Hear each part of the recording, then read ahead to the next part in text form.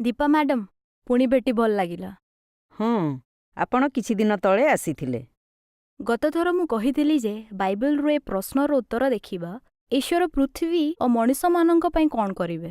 ହଁ, ସେଦିନଠୁ ମୁଁ ସେଇ ପ୍ରଶ୍ନ ବିଷୟରେ ଭାବୁଛି।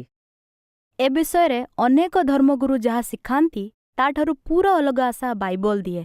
ଏକ ସୁନ୍ଦର ଆଶା। ଗୀତ ସଂହିତା 37:29 ପଦରେ ଧ୍ୟାନ ଦିଅନ୍ତୁ। ଲିପି, ଆମ ପାଇଁ ପଦ ପଢ଼ିବୁ କି? ନିଶ୍ଚୟ। ଏହା କହେ, ଧାର୍ମିକ ଦେଶାଧିକାର କରିବ ଓ ସଦାକାଳ ତହିଁରେ ବାସ କରିବ।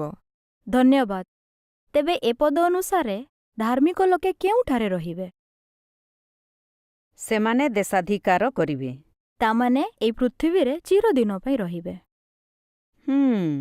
ମୁଁ ଏପରି କେବେ ଶୁଣିନଥିଲି।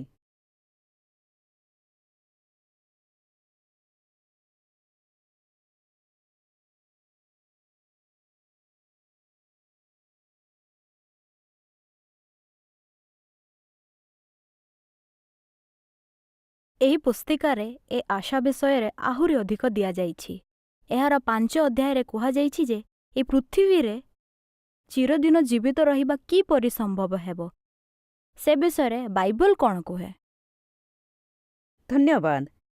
ଏହା ତ ବଢ଼ିଆ କଥା। ଆପଣ ଏହାକୁ ନିଶ୍ଚୟ ପସନ୍ଦ କରିବେ। ଆରଥରକୁ ଦେଖିବା ଯେ ପୃଥିବୀରେ ସଦାକାଳ ଜୀବିତ ରହିବା ପାଇଁ ଆପଣଙ୍କୁ ଓ ମୋତେ କ'ଣ କରିବାକୁ ହେବ। ଠିକ୍ ଅଛି, ମୁଁ ଅପେକ୍ଷା କରିବି।